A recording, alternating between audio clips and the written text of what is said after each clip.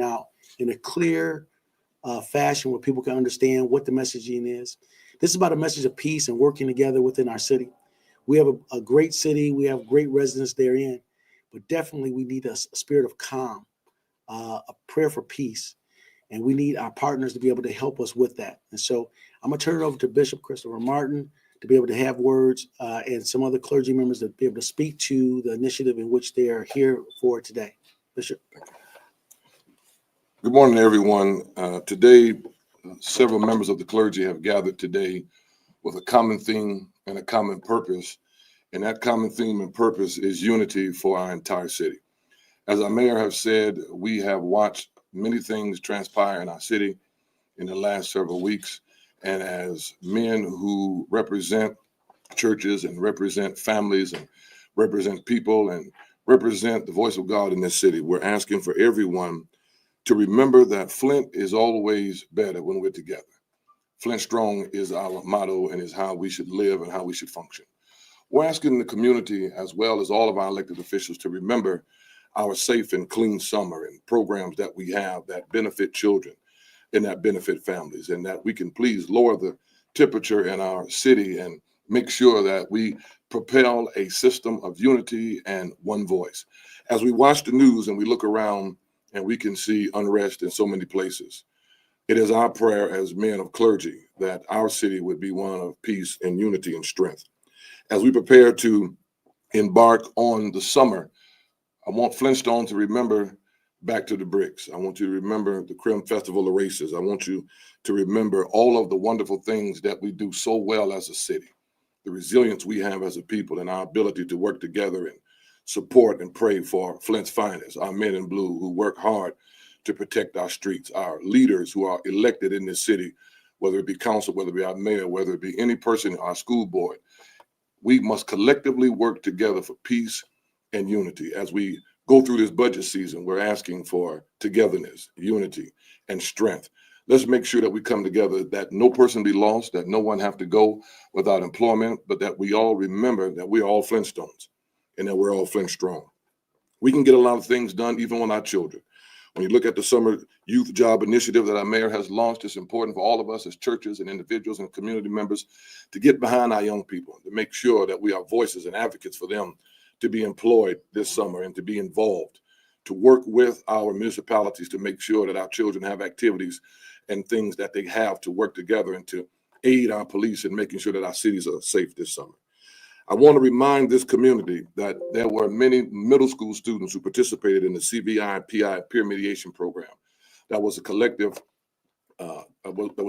idea between the Flint police and the city of Flint and the Flint schools, where middle schoolers were taught peer mediation tactics and how to de-escalate situations and to work together. Not only did they go through that program, but they also received stipends at the end as an encouragement to continue to keep working together and even de-escalate school fights and school disagreements. We're here today to ask again one simple thing.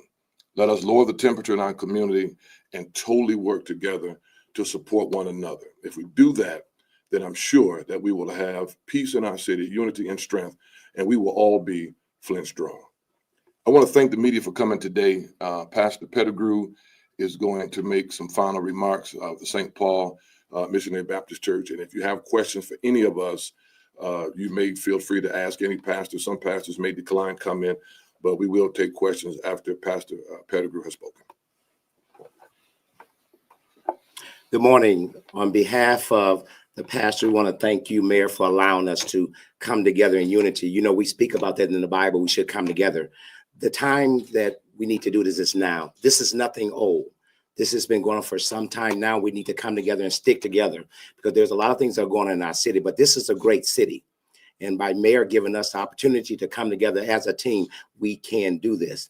There's a lot of power still behind our pulpits that our parishioners are listening to. And some of them, they are still saying that if the pastor is saying it, it can be done. Well, a lot of things are happening beyond the walls, not within the walls. And the time is now. Not because it's 2025, but it's been going on for some time now. But if we would get out amongst our pews and get out in the community and let all know that we can do this, it will be done. So I want to thank you all for coming today. And on behalf of the Faith-Based Initiative, God bless each and every one of you. Thank you, Pastor Pettigrew. Chief, did you want to have words, Chief? No, thanks. I just want to reiterate what the clergy said here today. With the City of Flint Police Department, I'm glad we're partnering with the clergy. It's part of the community. And I think it's important for us as the police department to bridge that gap between the community and the police department. We can't do it alone.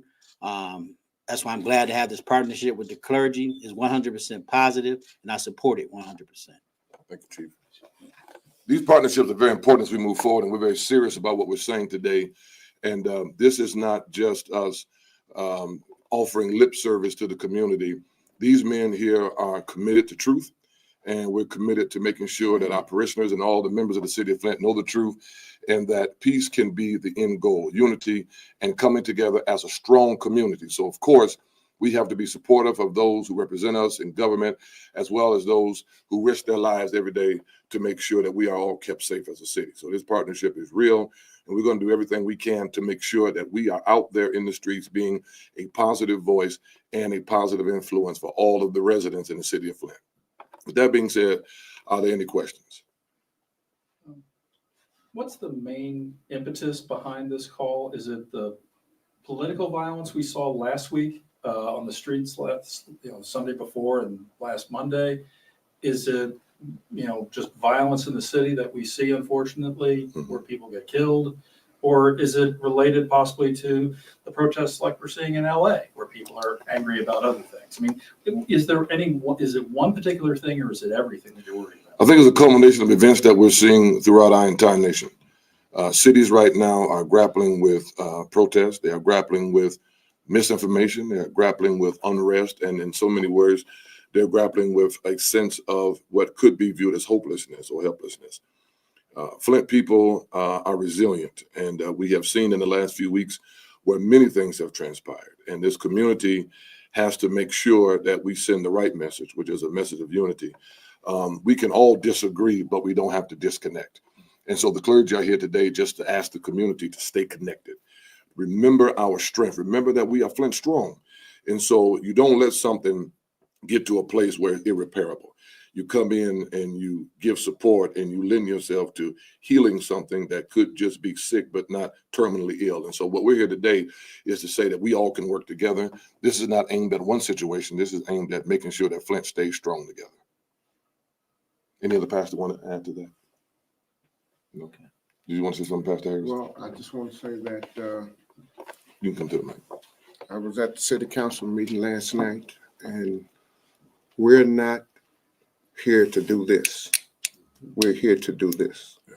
We understand everybody has a different opinion, but those different opinions can't destroy what we're trying to do. We have to understand we are a team, TEAM. Together, everyone achieves more. Together, everyone achieves more.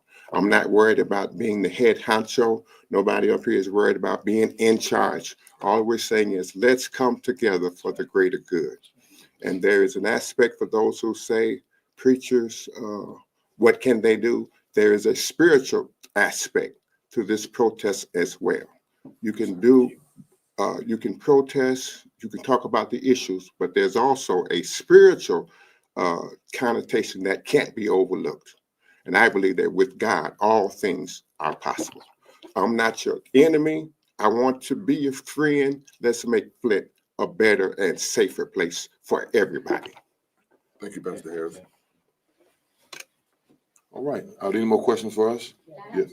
Oh, hi. Good to see you Hi, again. good to see you. Just wondering, what are some of those ways that you clergy members feel that you can work with city officials and residents to make sure some of that unrest ends? Well, the first thing is to make sure that every resident of the city of Flint have accurate information. I want to say that people should understand that the mayor has done all he can to continue to meet with city leaders, including the clergy. We've not been left out, to give us information on the budget, to give us information on the status of the holdup of water crisis, funds being released. He's worked hard to talk about the summer youth initiative, the balanced budget. He's worked hard to give us information on what is going on, our crime rate being down and things of this nature. So now it becomes incumbent upon us who have captive audiences every week to get out what the truth is and to make sure that we're able to say to the residents what truth is. Okay.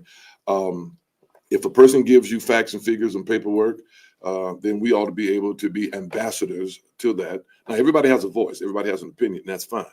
But we have to be able, as clergymen, to say to people, even if you disagree with what you're reading or seeing, let's not disconnect. Because after all, young people are watching us. And we cannot be belligerent in our deliberations and expect for our young people to be cordial in theirs. And so it's very important for us to not only preach a gospel of faith, but also to come together and be the example. What you see here are different denominations represented. And these denominations have come today, as Pastor Harris said, to come together, not split apart. And so that's our message to the community. That's the message we'll walk the streets with. That's the message we'll use our social media posts for, is that we have a duty to be an ambassador for what truth is and to let people know exactly what it is. And then I guess for Chief Green, if you want to answer, why has this level of police presence been executed in recent weeks? Presence where at the city? Protesting, city hall, stuff like that. Just because of the, as the pastor stated, Bishop stated, issues throughout the United States. We see this type of civil unrest, but specifically at city council chambers, we've seen an uptick in political violence. Threats, city council members have complained of being threatened with bodily harm, just total discourse and unruliness within the city council chambers. It's increased. It hasn't gotten any better, as you can tell by last Monday, what transpired there. So that's the reason why. And we're trying to solve that. We prefer to be out on the streets doing our job, but to protect the public and protect the city council chambers and the things that's going on there, we have to have that level of presence until it decreases. One more thing. Yeah. Okay, so it's not really, I guess, being there to silence public comments. It's just like the threats and all the other stuff that comes with it. Yeah, absolutely. We welcome the public comments. That doesn't bother us. It's the threats. It's the violation of law that we're there for.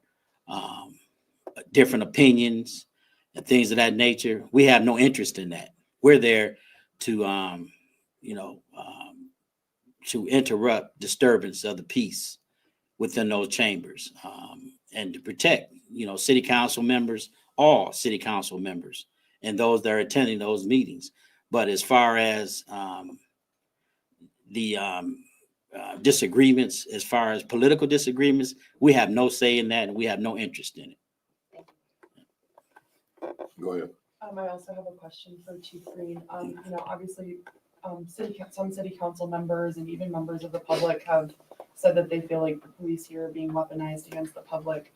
I mean, do you feel that like having members of the clergy then instead, kind of step in? Do you think that'll help with keeping the peace anymore? Well, the police department for anything is going to keep the peace, and basically keep people safe. That's our number one objective. If the clergy can assist in that, I welcome it 100%. So yes, if you think that, if they think that would help, we welcome it. We will promote it, and also we will participate any way that we can in a positive way. But yes, we're there only to protect and serve. That's it, nothing else. Question for the mayor. Since last week, has there been any progress in terms of discussions with the city council members who haven't been staying in communication with you? Have there been any progress in the past few days? No forward progress. We still have extended the olive branch, as you saw in the last press event that we had. We continue to invite city council members down to have a dialogue as it relates to the process of moving the budget forward, the balanced budget of the city of Flint forward. We have been in conversation with the state treasury department, making sure they're aware of what's going on, and also all city employees, let them know the impending danger of employment if a budget is not passed. But we're still staying ready to be able to give the information that's necessary to get them a greater understanding about municipal financing. And I know everybody in an elected position, that's not their profession. They're there because they got more votes than the next person. but definitely it's a skill set. We have to look at that, what the experts say and what we're looking at, but definitely is open for negotiation and dialogue. The invitation for those members of council is still open to be able to come and have dialogue, to be able to get a better understanding. And we're going to be making a presentation here in the next few days, or if not latter part of this week, early part of next week, a whole community town hall, virtual town hall, so everybody can take a look at the budget, the city budget that's benefiting a lot of residents and activities. But definitely, if there's a dialogue, we're willing to have that. The issue maybe is that we're talking about a budget, but there's no action that's been taken on the budget to further answer your question, Ron. Usually the budget is presented to the city council. The city council then digests it. They make their recommendations and then they vote on it. They haven't even taken any actions to the affirmative or negative to even take an action of voting on this. Many of these things have been tossed out into the community for a lot of failed interpretations of what it could be or what it is. But definitely it has risen to a level of a lot of frustration from residents and employees, as we see. But this office stands ready and able to engage the dialogue and having the professionals to be able to continue to try to disseminate the good information. But definitely we're in a quandary because we only have 8 council people. And the number of 9 has been put forth by the city charter and our constitution to be able to have not a tie vote. You can't vote 4.5 when you have 9. You have to have 5, 4, or an affirmative. Being that we are only at 8 members of council, we have deadlock and gridlock, 4-4 on many issues and many items. Even you can have 4-2 and it still will fail to move forward because you need a number of 5 to get it done. And so we're in a weakened position as it relates to performing services for residents, because a lot of this stuff is being log jammed in council. And so we're working through that. I'm hoping that the presence of like-minded partners helps move this thing through so we can actually have more productive activity for residents in this community. Would you consider going to the council? Some members have suggested they'd like you to come to the chambers and have a discussion. Yeah, but what happens in those chambers is we've seen and witnessed, and this has never been a practice ever done by any administration in the city of Flint ever. We are present at every meeting. We have 100% attendance rating from staff, department heads, and the city administrator, which is his task and responsibility to lead that. CFOs, our accountants are all there. And they will be there moving forward. And any type of a discussion they will have, we have regular weekly meetings with leadership from council, but 4 members of council have refused to ever come into this room and to have a dialogue. Has never been here in the past 6 years, refuses to meet. And so we're willing to negotiate and talk and have dialogue, but definitely we won't be a part of a weaponizing of words or a controversy to be able to engage that. So I have no plans of going there, but our administration is 100% in attendance and they still will be there. And sometimes they've been there to the wee hours of 3 and 4 in the morning, waiting to be able to have engagement, to be able to give information. And so that's the way it's designed, and that's the way we will continue. But we will continue to have a level of negotiation, and we continue to put out the olive branch. Chief, getting back to the incident at the council meeting, I know your office has been reviewing the video of the meeting. Any update on that investigation, and are you getting close to making a decision or making recommendations on possible charges? Yes, we're getting close, and it's ongoing due to the fact that video. There's lots of videos out there, different angles. Those are being combed through as we speak right now on a daily basis. So, and what the purpose of that is to identify those that are involved and positively identify them. And that's basically what's cumbersome right now. But that's pretty much coming to a close, and should find some results here real soon. Does that include videos that from uniform Yes, cameras as well? body worn cameras. About how many hours of video are you going through? You have a lot of officers there and a lot of people with videos. It's several hours in different angles. All right, any other questions? Thank you, Steve. Any other questions at all?